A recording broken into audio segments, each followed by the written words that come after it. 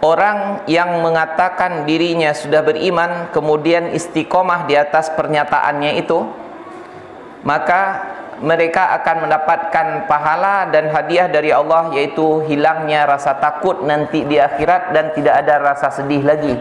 Kenapa dimasukkan oleh Allah ke dalam surga dan kekal di dalamnya. Mendapatkan hidayah Islam itu adalah merupakan nikmat Allah yang sangat besar. Tetapi yang lebih besar daripada itu adalah kita mampu untuk istiqomah di dalam keislaman itu sampai akhir hayat kita.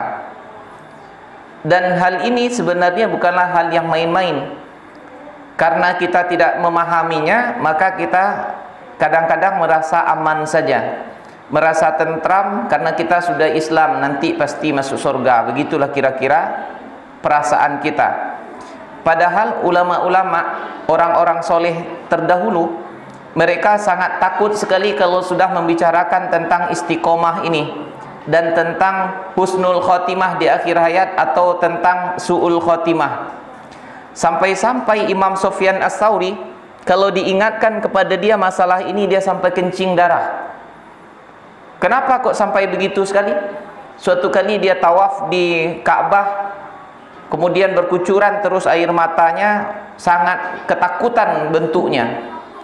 Kemudian ulama-ulama yang ada di sekitarnya, orang-orang soleh juga menghibur dia. Kenapa kamu seperti itu sekali? Sementara kamu selama ini adalah orang yang taat kepada Allah Subhanahu wa ta'ala. Apa kata Imam Sufyan Ats-Tsauri sambil mengeluarkan sebuah siwak dari sakunya? Gosok gigi begitu kalau bahasa kita sekarang. Kemudian dia buangkan begitu. Kata dia, bagiku dosa-dosaku lebih ringan daripada ini dalam pandanganku. Tidak masalah dengan dosa. Tetapi yang aku khawatirkan adalah bagaimana kehidupan aku nanti di akhirnya. Apakah akan tetap istiqomah seperti ini atau melenceng di ujung-ujungnya? Kenapa? Karena innamal a'malu bil khawatim, kata Rasulullah. Sesungguhnya amal itu dinilai bagaimana akhirnya, bukan awalnya.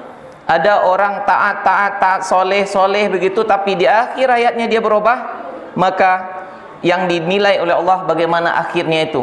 Atau sebaliknya, orang awalnya jahat, di akhir hayatnya dia bertaubat, maka yang dinilai adalah bagaimana akhirnya itu. Oleh karena itu, ibu bapak yang dimuliakan Allah, seorang mukmin tidak akan merasa tenang sampai betul-betul dia mati dalam kondisi husnul khotimah. Atau kalau bahasanya bahasanya Abu Bakar Siddiq, kalau kakiku sebelah sudah menginjak di dalam surga tapi sebelahnya lagi masih di luar, maka aku belumlah merasa tenang sampai kedua-dua kakiku berada di dalam surga. Begitu sekali dia dalam kecemasannya tentang husnul khotimah atau su'ul khotimah ini.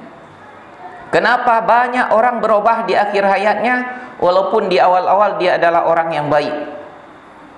Di antaranya yang dikisahkan di dalam Al-Quran itu adalah Bal'am bin Ba'ura namanya, seorang orang Bani Israel, di mana dia taat sekali kepada Allah Subhanahu wa taala, tetapi di akhir hayatnya dia berubah. Sehingga kata Allah, "Watlu 'alaihim naba'alladzi atainahu ayatina fansalakha minha fa'atba'ahu syaitanu fakana minal ghawin." Bacakan kepada mereka kisah orang-orang yang telah kami datangkan kepada mereka itu ayat-ayat kami, lalu dia lucuti dirinya dari ayat-ayat itu. Fansalakha minha itu dia lepaskan dirinya seperti dia melepaskan dirinya dari pakaian. Bukan pakaian yang dia lucuti dari dirinya, tetapi dirinya yang keluar dari pakaian. Bagaimana pula itu? Ya, kalau biasanya kita pakaian ini yang kita lepaskan, kalau ini tidak, dia justru yang melepaskan diri dari pakaian. Ibarat ular ganti kulit. Ini ibarat orang yang dia melepaskan diri dari hidayah yang sudah diberikan oleh Allah kepadanya, kemudian dia menjadi orang yang sesat. Fa'atba'ahumus syaitanu fakana minal ghawin. Lalu dia diikuti oleh syaitan, jadilah dia orang yang sesat. Di sini Allah Subhanahu wa taala mengibaratkan dengan bahasa yang sangat detil. Allah mengatakan jadilah dia diikuti oleh setan, bukan menjadi pengikut setan. Di dalam ayat lain Allah mengatakan wala tattabi'u khutuwati syaitan. Jangan kalian menjadi pengikut setan. Kalau di dalam ayat ini tidak, justru setan yang menjadi pengikutnya. Saking sesatnya, ya, bukan dia menjadi pengikut setan, tapi setan yang menjadi pengikutnya. Sebagaimana dalam sebuah syair dikatakan, kanal fata min jundil iblis fartaqa haluhu hatta saral iblisu min jundi. Dia dulu adalah anak buahnya setan, kemudian naik pangkatnya sampai setan sekarang yang menjadi anak buahnya. Saking sesat dan jahatnya, setan cemburu sama dia, jadi anak buahnya setan sekarang. Saya tidak terpikirkan menjadi melakukan kejahatan seperti itu. Kalah pula setan. Ini dikatakan oleh Allah. Kenapa? Karena dia melepaskan diri dari petunjuk yang sudah diberikan oleh Allah kepadanya. Ibu bapak yang dimuliakan Allah, inilah yang mesti kita takutkan di akhir-akhir bulan Ramadan ini. Di awal bulan Ramadan Allah sudah beri kita hidayah, diringankan diri kita untuk hadir ke masjid terus siang dan malam dalam kondisi taat. Dan sekarang Ramadan sudah berakhir, tinggal sepertiga terakhir, dan itu pun sudah berlewat 2 malam. Bagi orang yang menginginkan dia husnul khotimah dalam kehidupannya, kata Ibnul Qayyim Al-Jauziyah, hendaklah dia membiasakan dirinya untuk selalu istiqomah pula di dalam ketaatan kepada Allah Subhanahu wa taala. Orang yang akan bisa untuk mati dalam husnul khotimah adalah orang yang memang di dalam kehidupannya itu rata-rata, walaupun sekali-sekali mungkin dia mencela, melakukan dosa kecil-kecil begitu, tetapi dia kalau terjatuh melakukan dosa cepat kembali lagi bertaubat kepada Allah, sadar, insaf diri, kemudian dia perbaiki kesalahannya. Inilah hamba-hamba Allah yang istiqomah itu.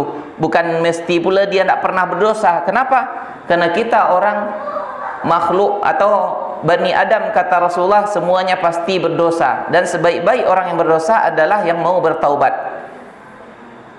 Ibu bapak yang dimuliakan Allah, oleh karena itu maka kita sekarang berazam, bertekad dengan hati kita sendiri, dengan diri kita sendiri, supaya kita selalu istiqomah di atas kebenaran, di atas ketaatan kepada Allah Subhanahu wa taala di bulan Ramadan dan di luar bulan Ramadan, supaya kita diberikan oleh Allah, dikaruniakan oleh Allah keistiqomahan itu sampai akhir hayat kita. Kata Rasulullah dalam sebuah hadis, inna qulubal ibadi baina usbu'aini min asabi'ir rahman yuqallibuha kaifa yasha. Sesungguhnya hati hamba-hamba Allah itu berada di antara 2 jari-jarinya yang maha pengasih. Maksudnya di jarinya Allah. Dia bolak-balikkan bagaimana dia kehendaki. Makanya kadang-kadang kita dalam kondisi taat, kemudian tiba-tiba berubah. Ada orang kemarin baik, kemudian tiba-tiba berubah, atau sebaliknya. Maka kita harus berusaha untuk menjadi orang yang selalu berada di jalan kebaikan, supaya Allah biarkan kita atau teguhkan kita di atas kebenaran itu, di atas ketaatan, sampai kita bertemu dengan Allah Subhanahu wa taala, mati dengan mudah mengucapkan la ilaha illallah. Kata Rasulullah, man kana akhiru kalamihi la ilaha illallah dakhalal jannah. Siapa yang akhir kalimat yang terucap dari lidahnya adalah la ilaha illallah, pasti dia masuk surga. Tetapi kalimat la ilaha illallah itu tidak akan mungkin terucap begitu saja kalau kita tidak berusaha dari sekarang. Yusabbitullahu alladhina amanu bil qawli tsabiti fil hayatid dunya wa fil akhirah. Allah akan mengokohkan orang-orang yang beriman itu di atas kalimat yang kokoh, maksudnya di kalimat la ilaha illallah itu di dunia, maksudnya ketika sakaratul maut, dan di akhirat ketika ditanyai oleh malaikat mungkar dan nakir, atau ketika kita dihisab nanti di akhirat. Wa yudhillullahu man yasha, dan Allah akan sesatkan siapa yang dikehendakinya. Wa yudhillullahu zalimin, Allah akan menyesatkan orang-orang yang zalim. Wa yaf'alullahu ma yasha, dan Allah akan melakukan apa yang dikehendakinya. Di sini Allah mengatakan bahwa Allah akan membiarkan tersesat orang-orang yang zalim. Di samping kita selalu berusaha untuk taat kepada Allah, kita jauhkan kezaliman sejauh-jauhnya, supaya kita tidak melenceng dari jalan kebenaran ini, jalan yang hak, yang diredhai oleh Allah Subhanahu wa taala. Oleh karena itu, ibu bapak yang dimuliakan Allah, apa usaha kita yang mesti kita lakukan supaya kita dikokohkan oleh Allah di dalam kebenaran, dalam ketaatan itu terus menerus sampai kita bertemu dengan Allah? Ulama menjelaskan kepada kita ada beberapa hal yang mesti kita perhatikan. Yang pertama sekali adalah mengikhlaskan niat terus menerus, periksa niat ketika kita melakukan ibadah apapun. Oleh karena itulah setiap amalan selalu diawali dengan niat. Kata Rasulullah, innamal a'malu binniyat. Hanya saja amal itu didasari atau dinilai bagaimana niatnya. Ada orang datang ke masjid, sama-sama bentuknya seperti itu, yang dilakukan sama-sama seperti itu, tetapi nilainya di sisi Allah berbeda-beda sesuai dengan niat yang ada di dalam hatinya. Dan Allah maha detil, khabir terhadap apa yang ada di dalam hati kita. Walaupun cerah di wajah kita, tapi Allah tahu apa yang tersembunyi di dalam hati. Oleh karena itulah kita selalu harus mengoreksi apa sebenarnya niat saya untuk melakukan ini, itu, dan yang lain-lainnya.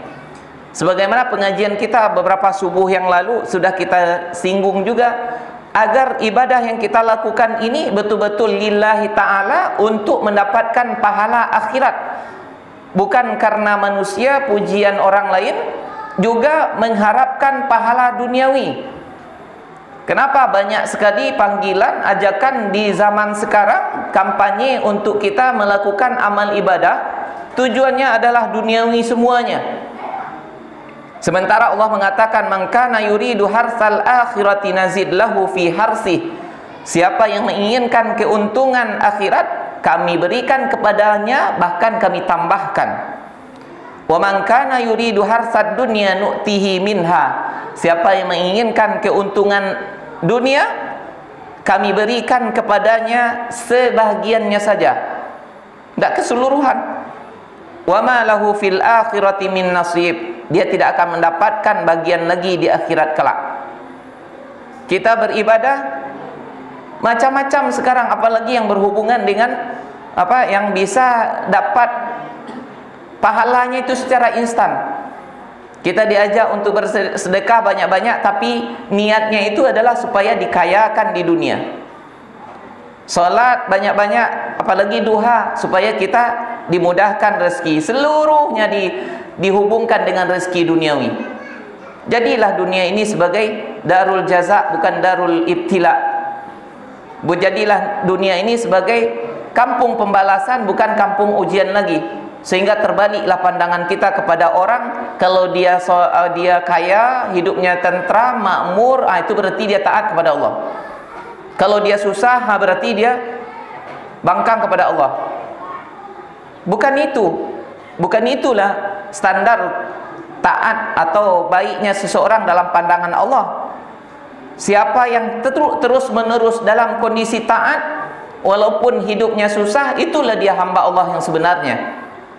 Walaupun hidupnya kaya raya dan dia senang, tapi jauh daripada Allah, itu dia dapatkan istidraj.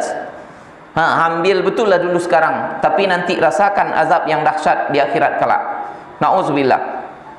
Jadi ibu bapak yang dimuliakan Allah, orang yang istiqomah itu didasari, orang yang ikhlas sajalah yang akan bisa istiqomah. Kenapa? Karena dia beriman dengan kepada hari akhirat, dan dia yakin Allah akan memberi pahalanya di akhirat kelak. Ada di dunia diberikan oleh Allah atau tidak jadi masalah bagi dia. Yang penting dia terus melakukan amal ketaatan kepada Allah Subhanahu wa taala, dan dia yakin sekali bahwa Allah akan memberikan balasan nanti di akhirat. Itulah yang dikatakan imanan wahtisaban itu. Dia berpuasa didasari dengan iman dan berharap pahala dari Allah Subhanahu wa taala. Ini pertama sekali yang mesti kita pelihara, niat terus menerus. Kemudian yang kedua adalah kita pelihara makanan dari segala yang haram. Kenapa? Kata Rasulullah, kullu lahmin nabata minal haram fannaru aula bih. Setiap daging yang tumbuh dari yang haram, maka neraka yang pantas untuknya. Kalau daging kita ini pantasnya untuk masuk ke neraka, tidak akan bisa dipaksa-paksakan untuk taat kepada Allah. Walaupun dia taat secara zahir, hatinya tidak pernah menghadap. Oleh karena itu, ibaratkan kendaraan, makanan kendaraan itu adalah bensin. Kalau kita masukkan air atau selain bensin ke dalamnya, dia tidak akan jalan. Sehebat apapun kita menggas, dia akan diam saja seperti itu. Kira-kira begitu jugalah dengan diri kita ini.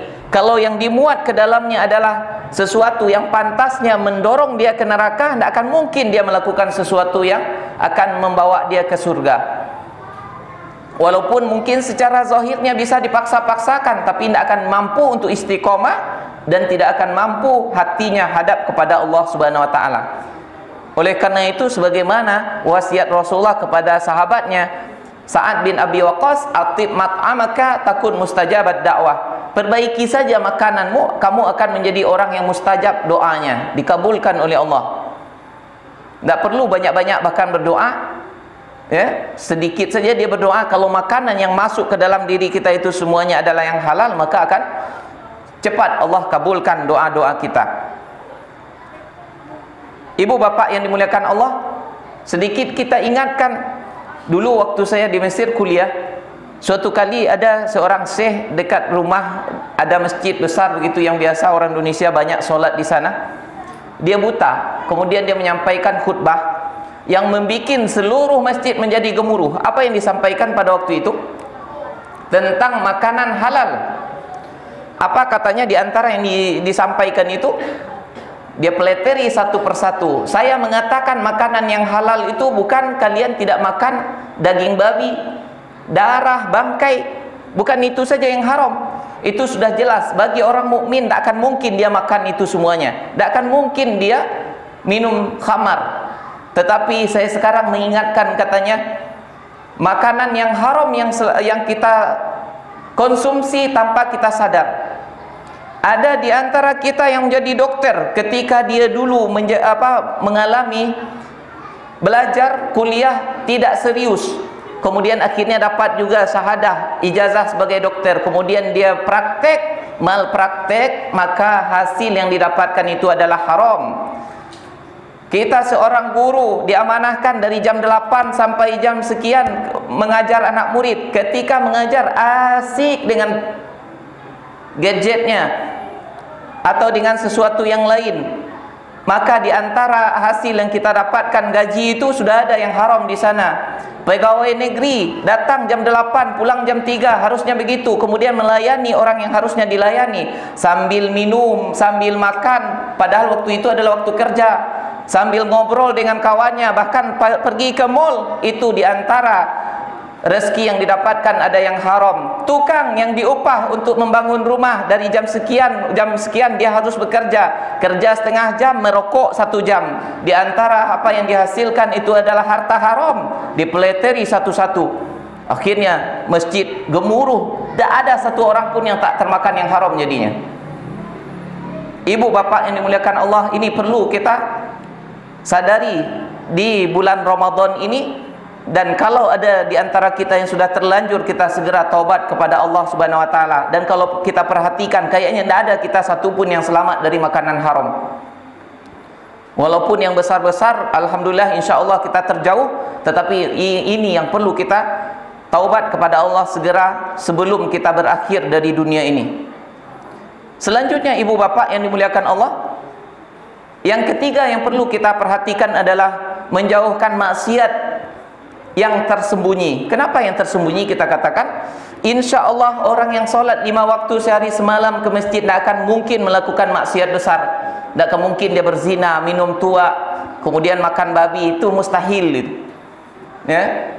Tapi boleh jadi dia melakukan dosa-dosa ketika di balik belakang orang. Apalagi zaman sekarang mudah sekali sarana untuk melakukan dosa. Ini pintu neraka paling besar hari ini.